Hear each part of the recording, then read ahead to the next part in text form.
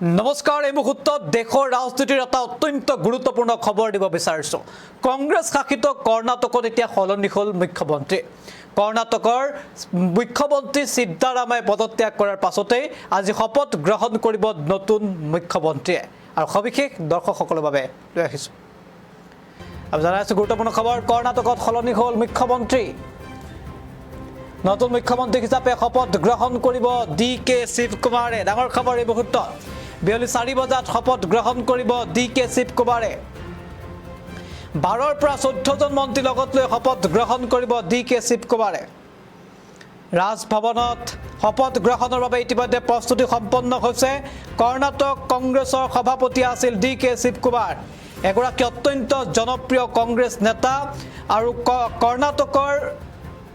কৰ্ণাটক কংগ্ৰেছৰ সভাপতি হিচাপে কাৰ্যনিৰ্বাহ কৰা DK শিৱকুমাৰ এগৰাকী প্ৰসিদ্ধ ব্যৱসায়ী আৰু এই উদ্যোগপতি গৰাকীয়ে এতিয়া মুখ্যমন্ত্ৰী হিচাপে কৰ্ণাটকৰ দায়িত্বভাৰ ল'বলৈ সাজু হৈছে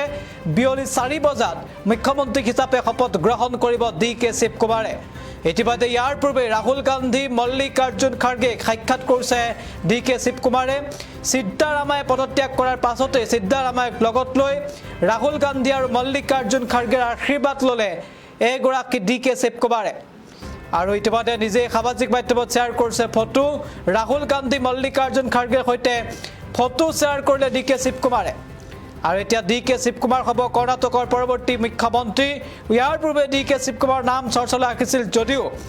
বিশেষ কাৰণত DK শিৱকুমাৰ পৰিৱৰ্তে সিদ্ধাৰামাইক দিয়া হৈছিল মুখ্যমন্ত্ৰীৰ দায়িত্ব আৰু সিদ্ধাৰামাই মুখ্যমন্ত্ৰী হিচাপে পদত্যাগ কৰিলে আৰু এতিয়া কৰ্ণাটকৰ মুখ্যমন্ত্ৰীৰ দায়িত্ব ল'লে DK শিৱকুমাৰে ইতিমধ্যে শপত গ্ৰহণৰ বাবে সাজু হৈছে বিয়লি 4 বজাত ৰাজভৱনৰ ৰাজ্যপালে শপত বাক্য পাঠ কৰাব DK শিৱকুমাৰক আৰু 12 পৰা 14 গৰাকী মন্ত্ৰীও DK শিৱকুমাৰৰ সৈতে শপত গ্ৰহণৰ সম্ভাৱনা